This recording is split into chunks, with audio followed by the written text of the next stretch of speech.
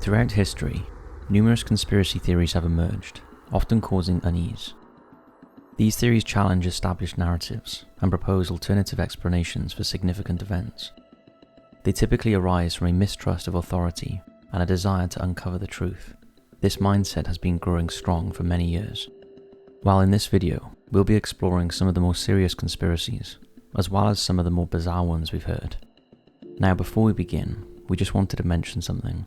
You may have noticed that sometimes our videos just disappear, get age restricted, or simply stop showing up in your feed. This isn't by accident. We've been covering topics that are not always algorithm friendly for many years, and honestly, YouTube does not love it when we dive deep into certain conversations, especially the kind that challenge mainstream narratives. So if you ever feel like you're only seeing half of what we're talking about, it's because in one way you are. That's why we've set up a free membership tier over on Patreon. It's a space where we can post the full, unfiltered versions of our content. We're not asking for money, not unless you want to support, but if you just want access to what YouTube will not show, the free tier is all yours, and the link is in the description. It's important to us that we're able to continue producing content that all of you want to see, but at this rate, it's increasingly clear that YouTube do not want us to.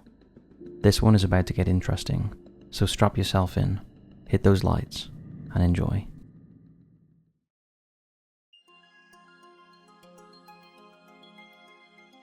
They lied about the Epstein prison video. In early July 2025, the United States Department of Justice released nearly 11 hours of what it described as complete raw surveillance footage from a camera positioned near Jeffrey Epstein's prison cell the night before he was found dead.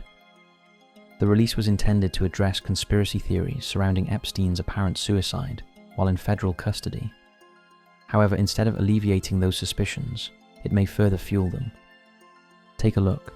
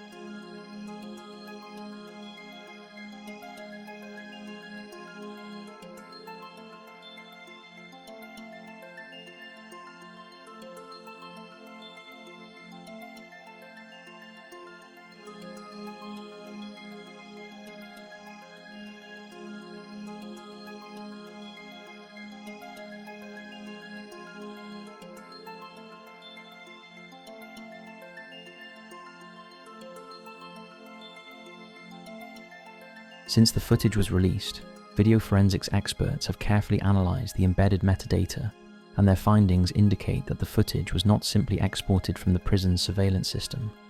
Rather, it appears to have been professionally edited using advanced software. The video appears to consist of at least two separate MP4 files that have been stitched together. This alteration has fueled doubts regarding the authenticity and integrity of the footage presented by the Justice Department, questioning the official narrative they provided.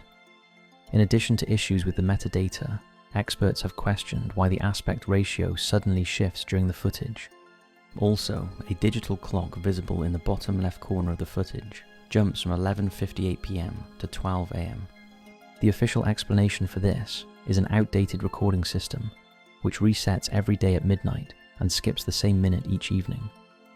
According to official records, Jeffrey Epstein was found dead by suicide at the New York facility on August 10, 2019, while awaiting trial on serious federal charges of sex trafficking involving minors.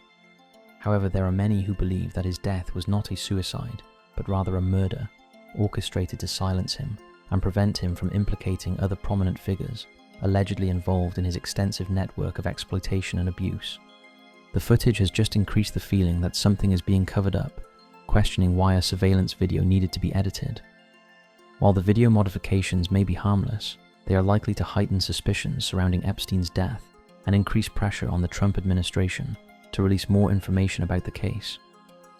During his presidential campaign, Donald Trump had pledged to release comprehensive files concerning Epstein, suggesting they would include a detailed client list featuring names of high-profile celebrities and influential individuals who may have engaged in illegal activities on Epstein's islands. However, the administration has since backtracked on that, claiming there was no existing client list related to Epstein's activities. I think you'll agree, something isn't right here.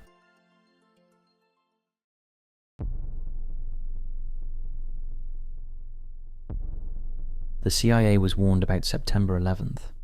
Despite the extensive investigations into the September 11th atrocities, one crucial issue remains largely unexplained.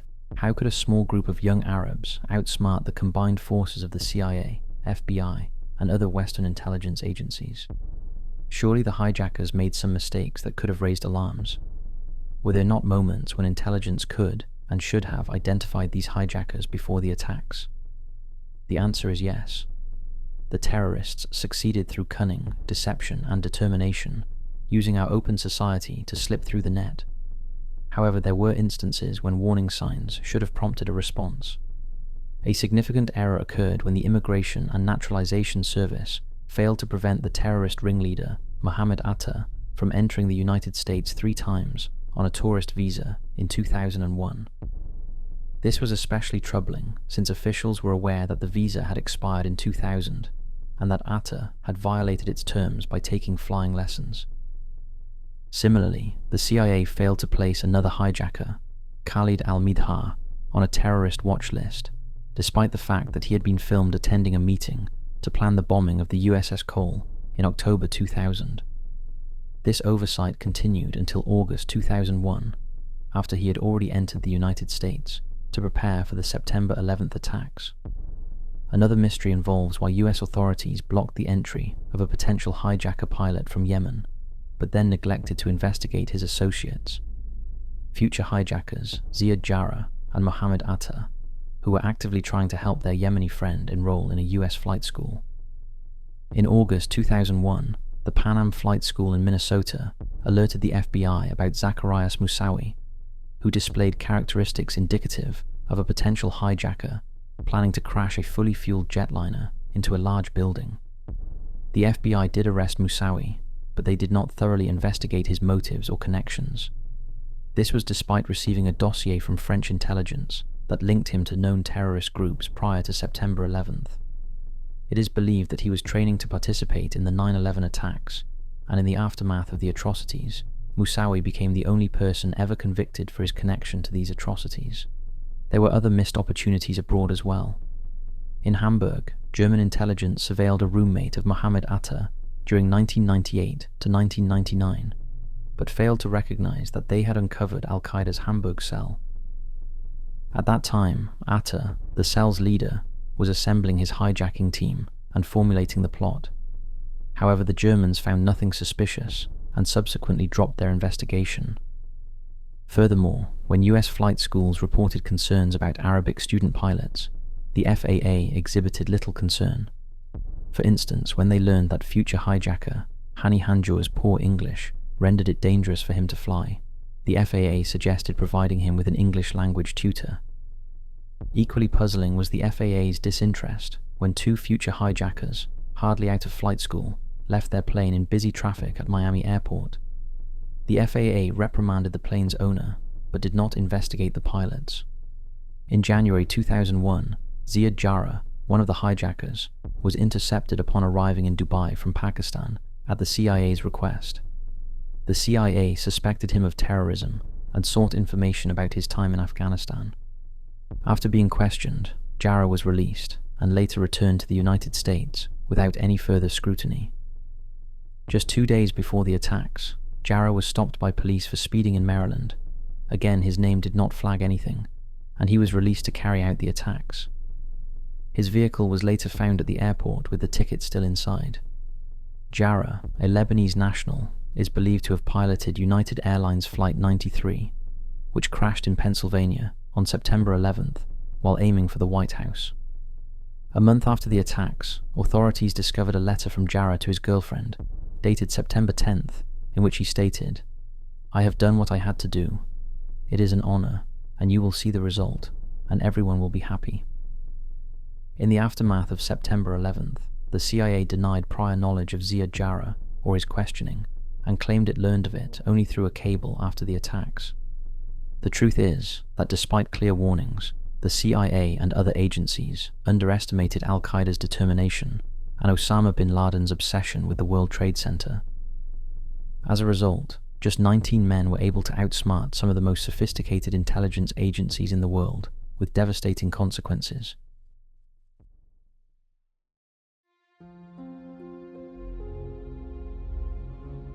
Graveyard conspiracy. This one is a bit crazy, but also quite plausible.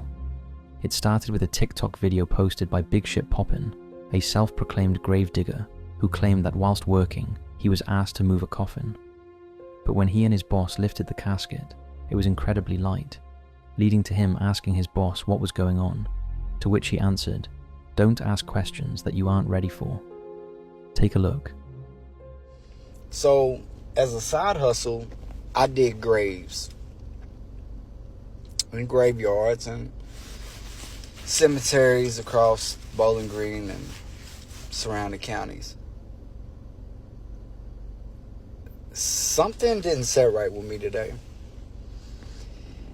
As I was digging, the guy that's the director of the graveyard walked up to me, and he was like, "We need to lift that casket up to get it even."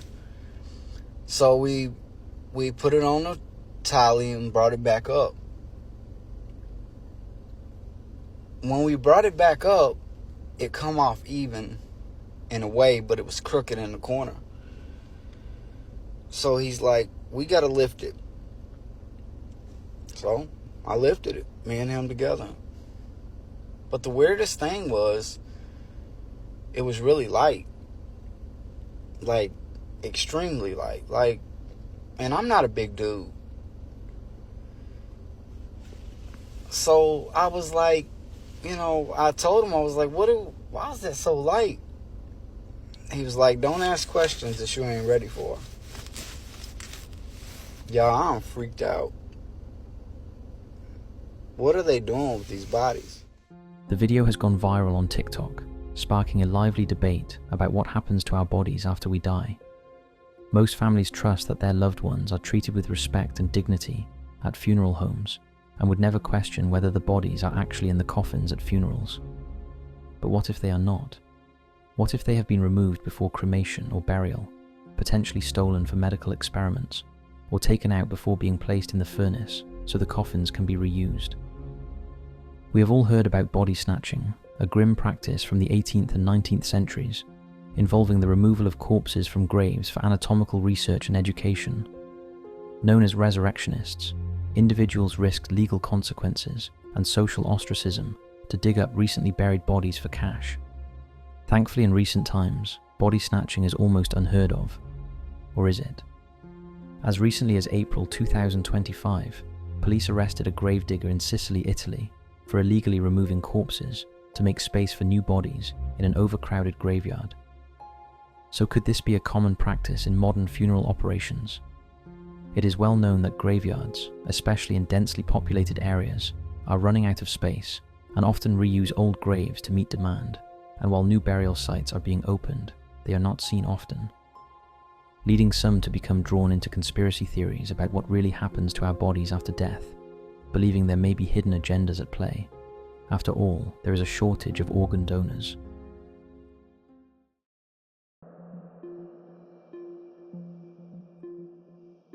JP Morgan sunk the Titanic. RMS Titanic was a British ocean liner renowned for its luxury and innovative design. It sank on April 15, 1912, after colliding with an iceberg during its maiden voyage from Southampton to New York City. Approximately 2,224 passengers and crew members were on board, and roughly 1,500 lost their lives, making it one of the deadliest maritime disasters in peacetime history. Operated by the White Star Line, Titanic featured lavish amenities such as a swimming pool and elegant dining rooms, attracting some of the wealthiest individuals of the time. Since the disaster, numerous conspiracy theories have emerged regarding how the supposedly unsinkable ship met its fate. These theories range from claims that the Titanic was swapped with its sister ship, the Olympic, to suggestions that a cursed mummy on board the ship was responsible for the tragedy.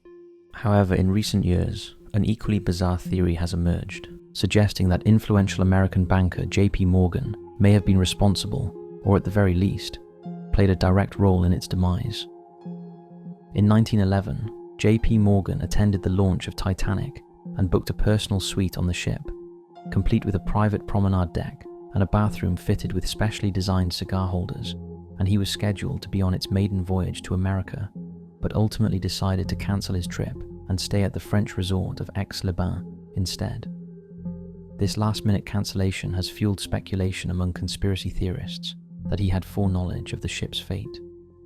Despite Morgan's absence, 3 of his prominent rivals in the business world, John Jacob Astor Ford, a leading real estate developer, Benjamin Guggenheim, a successful mining magnate, and Isidor Straus, the co-owner of Macy's department store, were on board the ship. The conspiracy theory claims that Morgan wanted these 3 individuals out of the way as they were reportedly opposed to the establishment of the Federal Reserve, a vision strongly supported by Morgan. In order to eliminate them without raising suspicion, he conspired to ensure that the Titanic would sink. The details of how Morgan could have orchestrated such a deadly collision with an iceberg, or guaranteed that these 3 men would perish, remain unclear. However, all 3 of them did indeed die, opening the way for Morgan, who was the founder of J.P. Morgan Chase, to heavily contribute to the establishment of the Federal Reserve in 1913. It is worth pointing out that he also owned the International Mercantile Marine, the parent company of the White Star Line, which operated the Titanic. It seems hard to believe that Morgan was willing to sacrifice over 1,000 innocent lives just to eliminate 3 wealthy men. But maybe he was. Let us know your thoughts on this one.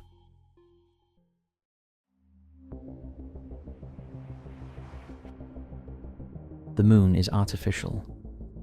The most widely accepted theory of the moon's formation is the giant impact hypothesis, which suggests that a Mars-sized object named Theia collided with the early Earth, and the impact sent debris into space, which eventually merged to form the moon. That all seems quite plausible, or is it? Could the moon actually be something completely different? The idea of the moon as an artificial creation is a recurring theme in science fiction. In the Heirs of Empire series, the moon is portrayed as a massive spaceship that arrived on Earth approximately 50,000 years ago. Similarly, in the Star Wars franchise, the Death Star serves as another iconic representation of an artificial moon, engineered entirely from metal and measuring several hundred kilometers in diameter. So is it conceivable that our moon is in fact artificial? The spaceship moon theory, also known as the Vasin-Shcherbakov theory, suggests that Earth's moon may actually be an alien spacecraft. This theory was proposed by 2 prominent members of the Soviet Academy of Sciences, Michael Vasin and Alexander Shcherbakov, in a groundbreaking article published in July 1970, titled, "Is the Moon the Creation of Alien Intelligence?" Vasin and Shcherbakov proposed that the moon is a hollow celestial body created by an extraterrestrial civilization possessing technology far beyond human capabilities. They theorized that advanced machinery heated and melted the moon's rocky materials, leading to the formation of vast internal cavities. This molten rock then erupted onto the moon's surface, creating a strong inner shell resembling a hull, along with an outer layer composed of metallic rocky slag. However, the reasons behind the moon's orbit around Earth remains a mystery, adding more intrigue to their hypothesis. Their theory is supported by fascinating observations regarding lunar craters. Large craters, which are typically thought to be formed by meteor impacts, display characteristics that differ from conventional expectations. They are generally shallower than anticipated, and often have flat or even convex bottoms. In contrast, smaller craters tend to show a direct correlation between depth and diameter, a relationship that does not apply to the larger craters. Vasin and Sherbakov proposed that smaller meteors create cup-shaped depressions on the moon's surface, while larger ones can penetrate a 5-mile thick layer of rock before impacting a theorized high-tensile hull beneath. This hypothesis challenges existing views on lunar geology and raises questions about the moon's true nature. They noted that the moon's surface materials include elements like chromium, titanium, and zirconium, which differ from those on Earth. Although this theory may sound somewhat outlandish, in 1975, Don Wilson published Our Mysterious Spaceship Moon, which provided evidence supporting the idea that the moon might harbor secrets. The following year, George H. Leonard, a former NASA scientist, released his book, Someone Else is on the Moon.